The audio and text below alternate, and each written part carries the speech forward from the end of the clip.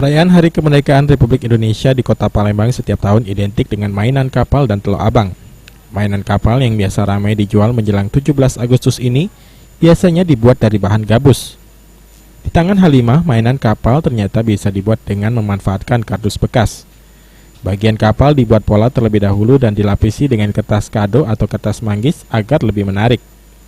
Bagian-bagian kapal ini kemudian dirangkai dan jadilah mainan kapal yang bisa dihiasi dengan teluk abang. Selain bentuk kapal layar, Halimah juga bisa membuat kapal ketek, pesawat, dan becak dari kardus bekas ini. Setiap tahun Halimah biasanya kebanjiran pesanan selain ia jual sendiri. Harga mainan kapal ini bervariasi, mulai dari Rp35.000 hingga Rp45.000 tergantung bentuknya. Baru bulan-bulan ni lah, dari bulan 5, kadang lagi bulan 4, bulan 5 lah bergoyor ngumpuli kardus. Ini biasanya pesanan orang atau kita jual dewek?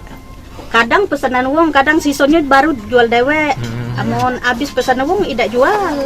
Berapa harganya kalau siko? Siko tuh macam-macam, ada yang cak itu 45. Ya kalau yang cak ini 35. 35 ya? Biasanya banyak pesanan kita kalau Agustus ini, Bu ya? Kadang banyak. Iya. Mainan kapal ini sudah dibuat sejak 2 bulan lalu.